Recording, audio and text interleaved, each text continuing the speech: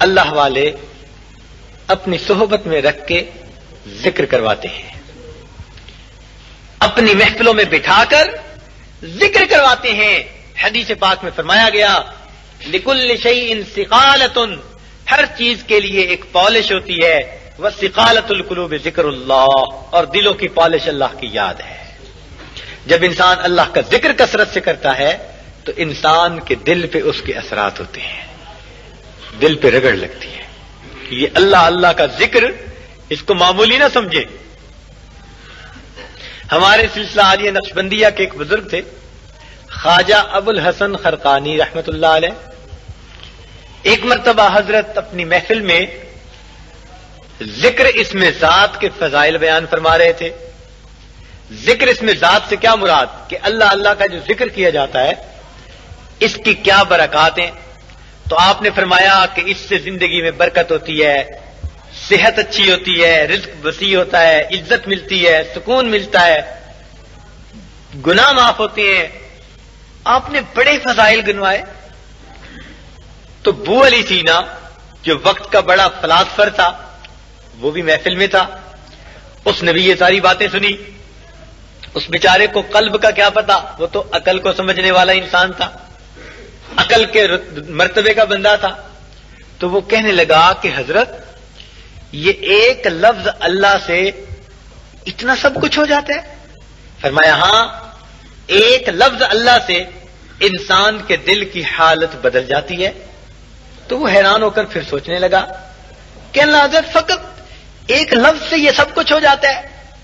تو حضرت سمجھ گئے کہ یہ سیدھی انگلی سے نہیں ٹیڑھی انگلی سے گھی نکالنا پڑے گا۔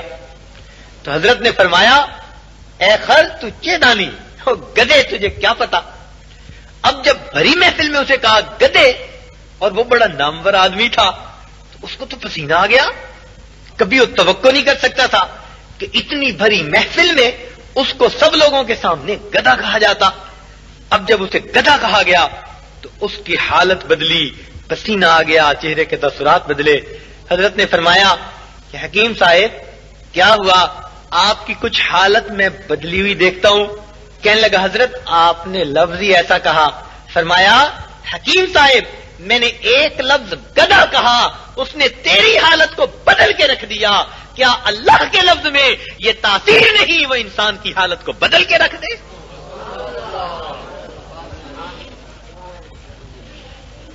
آج ہم کھٹائی کا نام لیتے ہیں منہ میں پانی آ جاتا ہے، مٹھائی کا نام لیتے ہیں فوراً منہ میں پانی آ جاتا ہے۔ اور اگر کھٹائی اور مٹھائی کے نام میں تاثیر ہے، خدا کے بندے کیا اللہ کے نام میں تاثیر نہیں ہے؟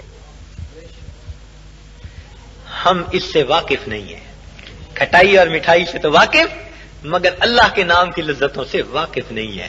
یہ ذرا پوچھئے ان لوگوں سے جو اس نام کو تنہائیوں میں بیٹھ کے لیا کرتے ہیں، جن کی تنہائیاں، جن کی راتوں کی اوقات اسی نام کی مالا جپنے میں گزر جاتے ہیں، ان کو اللہ کا نام سننے میں اور لینے میں کتنا مزہ آتا ہے۔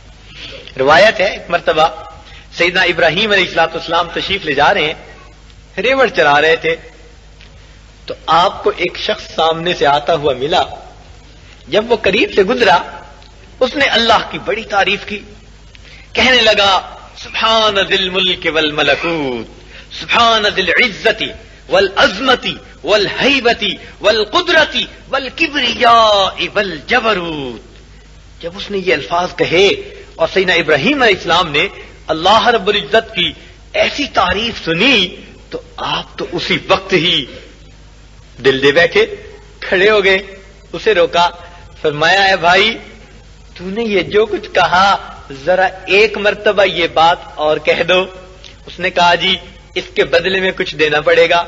فرمایا بہت اچھا، یہ میرا آدھا ریوڑ تمہارا ہو گیا، مگر یہ بات ایک دفعہ پھر کہہ دو۔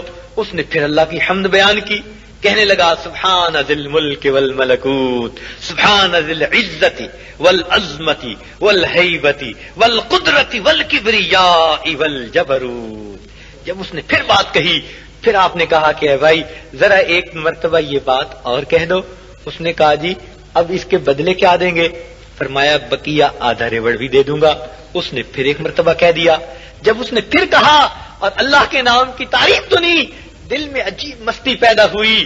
آپ فوراً کہہ اٹھے کہ بھئی ایک مرتبہ یہ بات اور کہہ دو. وہ کہنے لگا کہ اب آپ کے پاس ریوڑ بھی نہیں, آپ مجھے اس کے بدلے کیا دیں گے؟ فرمایا میرے پاس ریوڑ تو نہیں, مگر تجھے ریوڑ چرانے والے کی ضرورت ہوگی. میں ساری زندگی تیرے ریوڑ کو چراؤں گا, تو ذرا میرے رب کی تعریف پھر کر دے.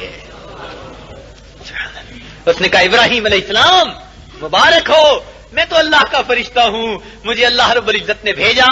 جاؤ میرے خلیل کے سامنے جا کر میرا تذکرہ کرو, میرا نام لو, اور دیکھو وہ میرے نام کے کیا دام لگاتا ہے.